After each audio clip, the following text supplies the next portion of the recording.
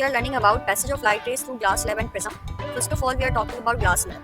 Let's suppose the light ray is coming and incident on this point. Okay, the point where the incident light ray is striking, we will form a normal over this point. यहाँ पर क्या करेंगे, हम normal create करेंगे. Normal क्या होता है, एक परपेंडिकुलर इमेजिनरी लाइन होती है जो सरफेस के साथ परपेंडिकुलर एक्ट कर रही होती है. This is the normal line. ठीक है. नाउ एज यू नो, बाहर क्या है, एयर है जिसका रिफ्रैक्टिव इंडेक्स कम होता है, और ये किसका बना हुआ है, ये ग्लास का बना हुआ है, ग्लास स्लैब है.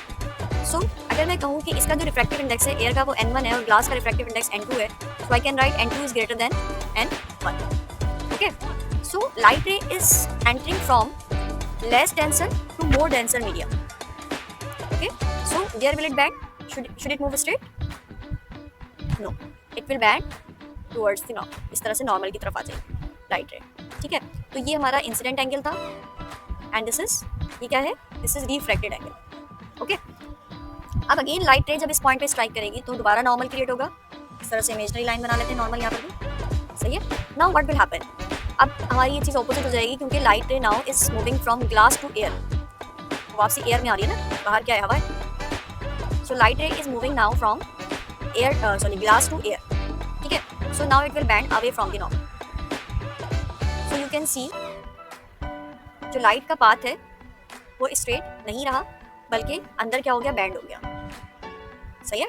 So this is incident angle, ये रिफ्रैक्टेड एंगल है. जितना एंगल ये होगा उतना ही एंगल ये भी होगा क्योंकि ये एक पैरेललोग्राम, मतलब पैरेललोग्राम नहीं, सॉरी, ऊपर और नीचे वाली साइड जो है वो पैरेलल है ना, तो ये वाला एंगल और ये वाला एंगल इक्वल होगा.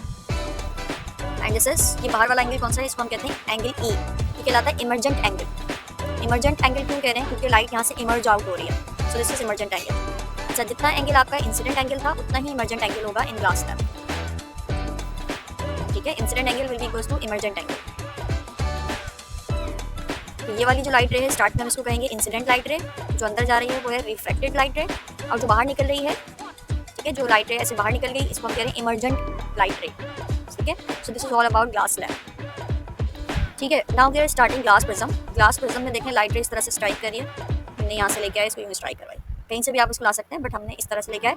जहाँ पर लाइट रे स्ट्राइक करिए, इंसिडेंट लाइट रे, वहाँ हम क्या फॉर्म करेंगे, नॉर्मल फॉर्म करेंगे. And you know normal is the perpendicular line to the surface. Surface से हमने परपेंडिकुलर लाइन बना दी, ये नॉर्मल बन गया. ठीक है. Now the light ray will when enter into the prism, क्योंकि less denser to more denser light ray enter हो रही है, ग्लास के अंदर एंटर हो रही है. So it will not no longer straight, it will move towards the normal और away from the normal. Towards the normal, ये नॉर्मल है ना, ये वाली लाइन भी नॉर्मल है, तो नॉर्मल की तरफ आएगी और यहाँ इस तरह से. So it will bend towards the normal because it is entering into the glass. Okay. अब दोबारा जहाँ ये स्ट्राइक कर रही है लाइट रे, वहाँ दोबारा हम नॉर्मल फॉर्म करेंगे like this, perpendicular line, imaginary line to the surface. अब लाइट रे क्या होगी, it is moving now from glass to air, यानी less denser, more denser to less denser medium. So it will bend away from the normal. देखो straight तो यूँ था ना, अगर यूँ करेंगे तो टुवर्ड्स द नॉर्मल हो जाएगा, और ऐसे करेंगे तो अवे फ्रॉम द नॉर्मल हो जाएगा. ठीक है. So it is bending away from the normal. So this is the light रे passage when it passes through the glass prism. तो ये वाला एंगल कौन सा फॉर्म हो रहा है, दिस इज इंसिडेंट एंगल. ये एंगल क्या है, रिफ्रैक्टेड एंगल. और ये बाहर वाला क्या है, इमर्जेंट एंगल. तो तीन एंगल्स बन रहे हैं, इंसिडेंट एंगल, रिफ्रैक्टेड एंगल और इमर्जेंट एंगल. ओके. तो इसी तरह से इंसिडेंट लाइट रे, रिफ्रैक्टेड लाइट रे और इमर्जेंट लाइट रे. ठीक है. अच्छा, अब देखें यहाँ पर हम क्या कर रहे हैं, ये जो आपको इंसिडेंट लाइट रे नजर आ रही है, अगर ये ग्लास प्रिज्म नहीं होता फॉर, तो हमारी जो लाइट रे है वो स्ट्रेट मूव करती लाइक दिस. अगर ग्लास प्रिज्म ना होता तो लाइट रे स्ट्रेट मूव करी होती ना. तो हम इसको इमेजिनरी शो कर लेते हैं कि दिस इज, ये हमारा एक इमेजिनरी लाइन बना लिया. ठीक है. इसी तरह से एक और इमेजिनरी लाइन बनाएंगे. जो इमर्जेंट लाइट रे ना, इससे बैकवर्ड्स, इससे बिल्कुल स्ट्रेट आके इस तरह से बैकवर्ड्स स्केल से बनाएंगे साफ सुथरा. ठीक है. अब देखो ये दो जो ब्लू कलर की मैंने इमेजिनरी लाइन्स बनाई हैं, ये एक पॉइंट पर आकर इंटरसेक्ट कर रही हैं एट दिस पॉइंट. तो यहाँ बन रहा है एक एंगल, इसको हम कहते हैं angle of deviation. What is angle D, angle of deviation. क्योंकि एक्चुअली हो क्या रहा है, लाइट डेविएट हो रही है ना, light ray is not moving straight but it is deviating its path when passing through the prism. ठीक है. लाइट रे का जो पाथ है वो डेविएट हो रहा है. ऐसे जा रही थी लाइट रे, अब ऐसे नहीं जा रही बल्कि नीचे आ रही है, तो लाइट रे का पाथ क्या हो गया, डेविएट हो गया. सही है. तो this is angle of deviation. अगर आप नोट करो, इंसिडेंट लाइट रे ऐसे आ रही थी, इसका एंगल चेक करो. इमर्जेंट लाइट रे भी उसी डायरेक्शन में, can you see, in the glass lab? Because we have said that angle of incidence and angle of emergence are equal. Angle I and angle E are equal.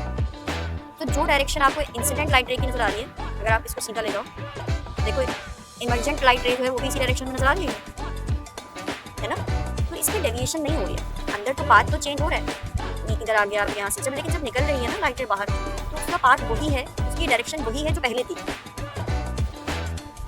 ऐसे मुड़ के इधर नहीं आ गई light रे, उधर ही जा रही है जहाँ पहले जा रही थी, ठीक है।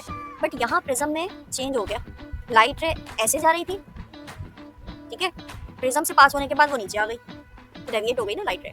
So that's why the angle of deviation is important, ठीक है। लास्ट टर्म है हमारी एंगल ऑफ मिनिमम डेविएशन। एक एंगल, इसी एंगल को एंगल ऑफ मिनिमम डेविएशन कब कहेंगे? एंगल ऑफ मिनिमम डेविएशन कब कहेंगे? तो जब ये जो लाइट रे आपकी लाइट रे आ रही है इस तरह से, वो आ रही है, ठीक है। अगर लाइट रे आपको इस बेस नजर आ रहा है, प्रिज्म का जो बेस है, फॉर एग्जांपल लाइट रे जो रिफ्लेक्ट हो रही है ना, वो अंदर पैरेलल हो गई है लाइक दिस। देखो इस डायग्राम में और इस डायग्राम में आपको क्या फर्क नजर आ रहा है? ये लाइट रे टेढ़ी थी, बेस ये ना, बेस के साथ ये अंदर वाली जो लाइट रे है ये पैरेलल नहीं है, जबकि यहाँ क्या बनाया मैंने, लाइट रे को एग्जैक्टली पैरेलल बनाया, अंदर वाली लाइट रे जो refracted light ray is parallel to the base of the prism. तो इस तरह से जो एंगल ऑफ डेविएशन फॉर्म होगा, एंगल ऑफ डेविएशन कैसे फॉर्म होगा? ये स्ट्रेट जा रही है और ये स्पीच जा रही है, इस तरह से बनेगा ये। तो ये जो एंगल फॉर्म होगा इसको हम कहेंगे एंगल DM, यानी एंगल ऑफ मिनिमम डेविएशन। और वो कब होगा? एंगल ऑफ, यानी ये एंगल ऑफ डेविएशन की इस वक्त मिनिमम वैल्यू आएगी कब? व्हेन द रिफ्रैक्टेड लाइट रे in the prism becomes parallel with the base of the prism. Got it? So this is all about glass prism and glass slab. अच्छा, last point ये है कि जो prism है, glass prism इस्तेमाल किस चीज़ के लिए होता है? वाइट लाइट को डिस्पर्स करने के लिए यूज होता है। वाइट लाइट जो हमारे पास सन से आ रही है, वो सनलाइट एक्चुअली वाइट लाइट, ठीक है। So white light when passes through the prism it splits up into 7 colours. This is VIBGYOR. उल्टा पढ़ो इसको, देखो, VIBGYOR, विबग्योर। अच्छा, हम इसको विबग्योर पढ़ते हैं, आपकी मर्जी, ठीक है, आप जिस तरह से याद रखें। तो VIBGYOR, these are the 7 different colors when combined they form white light. या हम ये कह सकते हैं white light when dispersed it dispersed into the 7 colors and these are the rainbow colors. rainbow के colors होते हैं, ये वो हैं 7 colors। इन 7 colors को combine करेंगे तो white light बन जाती है। तो glass prism किस लिए act होता है? इसलिए यूज होता है for the dispersion of light.